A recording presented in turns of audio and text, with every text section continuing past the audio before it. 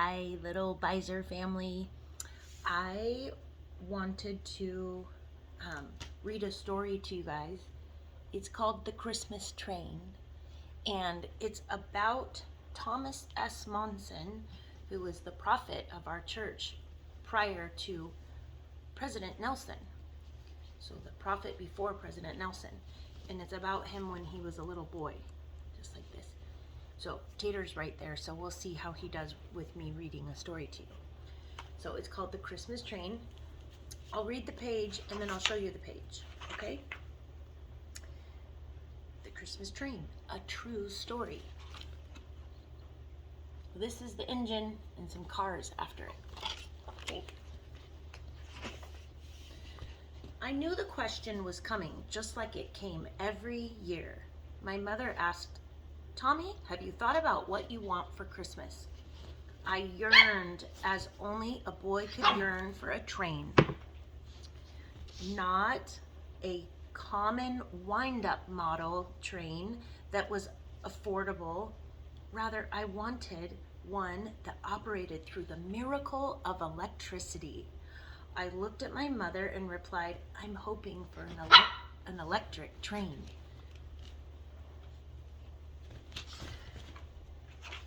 Oh, I gotta show you the picture. Look, isn't she pretty? There's his mom and he's sitting at the table.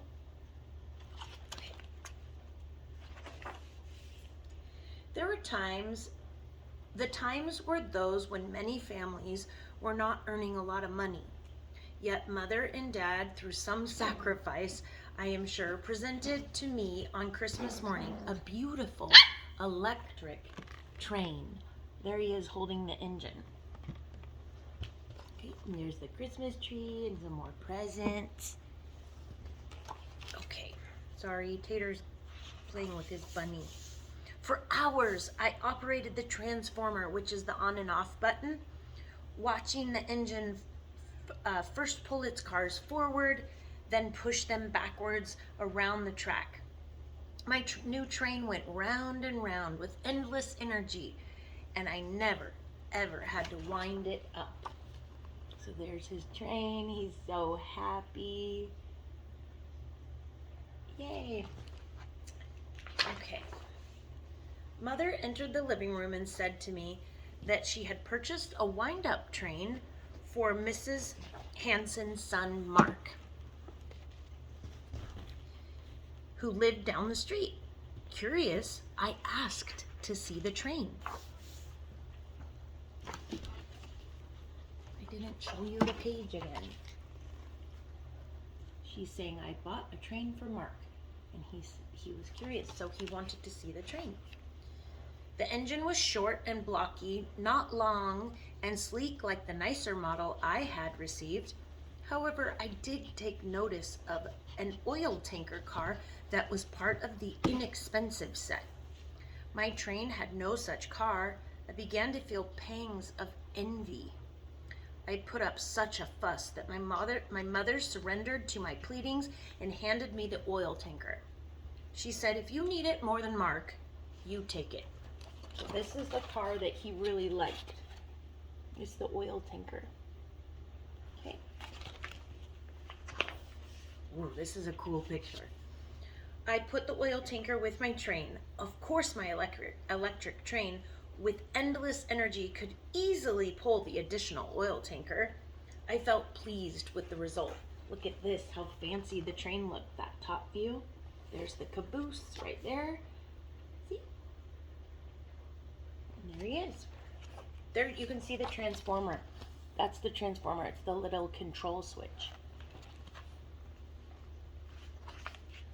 Soon afterwards, Mother invited me to accompany her to the Hanson home. We gathered Mark's remaining cars and his wind-up engine and walked to his home down a nearby lane. I will never forget the look on Mark's face when he received the train.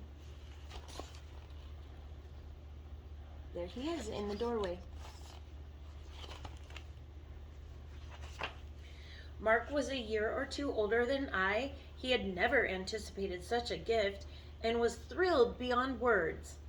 He wound the key in his engine and was overjoyed as the engine and its cars, plus a caboose, went around the track. Okay. I wonder if they sounded like anything. That's a pretty cool engine. Okay. Just before we were about to leave, my mother wisely asked, "What do you think about Mark's train, Tommy?" When I looked into her eyes, I felt a keen sense of guilt and became very aware of my selfishness. I said to Mother, "Wait just a moment. I'll be right back." There they are. She wanted to know how he felt.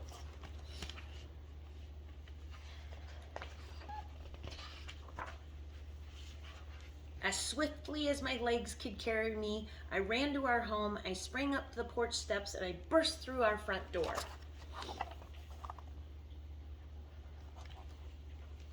Oh, Tater, get down. He's on the back of the couch.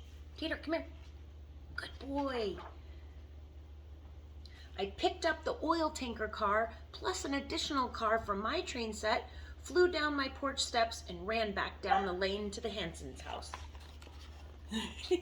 So on this page, he was running that way, and on that page, he's running back to Mark's house. Okay. Sorry, you guys, I can't turn the pages.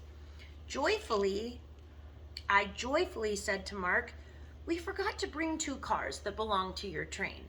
I don't know who was happier, Mark or my mother. What I do know is that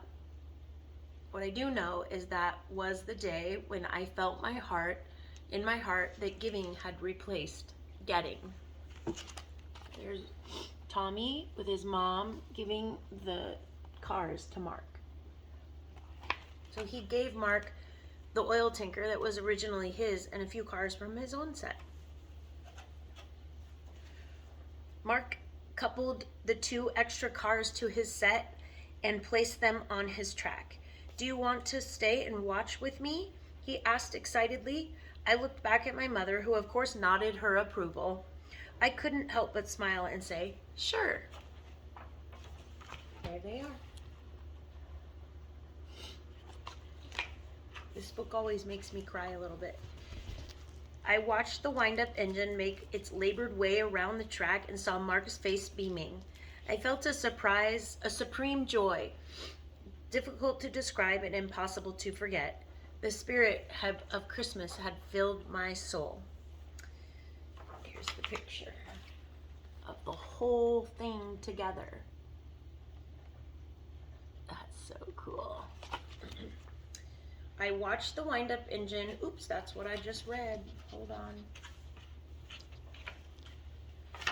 The last page has a scripture on it. It says, "Jesus said unto them, Thou shalt love the Lord thy God with all thy heart, and with all thy soul, and with all thy mind. This is the first and great commandment. And the second is like unto it, Thou shalt love thy neighbor as thyself." Matthew 22:37 through 39. So I wanted to read this book that's one of my favorites to some of my favorite people, because I think it's a really special book and I know how much you like those trains. So I love you guys. I hope you're having a Merry Christmas so far this month, and I hope you're having a good night.